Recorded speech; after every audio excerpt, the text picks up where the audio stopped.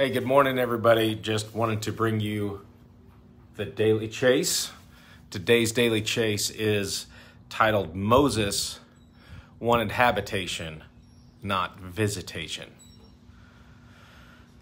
The Israelites rarely took time to thank God for his mighty acts because they were too busy compiling want lists and official complaints connected with their physical and personal desires. The vast majority of us today have done the same thing. Moses, however, wanted something more. He had experienced the miracles. He had heard God's voice and witnessed his delivering power.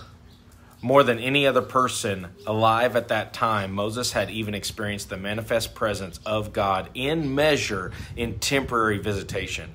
But everything he saw and experienced in God told him that there was far more just wanting or waiting for him beyond the cloud. He longed for more than visitation. His soul longed for habitation. He wanted more than just seeing God's finger or hearing his voice speaking from a cloud or a burning bush. He had gone beyond fear to love, and God's abiding presence had become his consuming desire. That is why he begged God in Exodus 33:18, "I beseech thee, show me thy glory." He wanted to see God's face. God was quick to grant Moses' request for Israel. His presence would still go before the people, but he didn't grant Moses' most urgent request directly. First, God said that he would cause all his goodness to pass before Moses and that he knew Moses by name. But then the Lord explained to Moses, "Thou canst not see my face, for there shall be no man that see me and live." That statement appears to be a closed case, but Moses somehow sensed there was a way. The Lord told Moses, "Look, you can't see my face, but there is a place by me where you can see me as I disappear off in the distance." Most people would have been more than happy with that answer, but Moses had stated the unearthly joy of the Lord's presence, and he was acquiring a taste for God that couldn't be satisfied from a safe distance.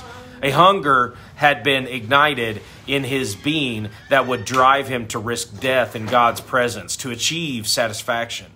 That hunger was destined to span 1,500 years and death itself to find fulfillment. The Lord told Moses to present himself to him on top of the mountain the next morning, and he would hide him in the cleft of a rock while his glory passed by. Now, that is an interesting procedure. God was saying, now before I get there, I'm going to reach forward in time to cover you with my hand while I pass by you. After I pass by, I'm going to pull my hand away so you can stick your head out and look in the direction I've gone. Then you will see just a little bit of my back parts or hind parts as I disappear into the distance. So God came in his glory at the speed of light, or faster, to proclaim his divine name and pass by in his glory. As he passed by, he pulled his hand away from the cleft in the rock so Moses could see the backside of his glory disappearing in the distance. Even though this brief revelation came as quickly as a flash of lightning, it made such an impact on Moses that he was able to dictate the book of Genesis for the later generations, the backside of the history of God, describing his vision of creation. Hope you guys are encouraged today and hope you keep chasing him. Till next time.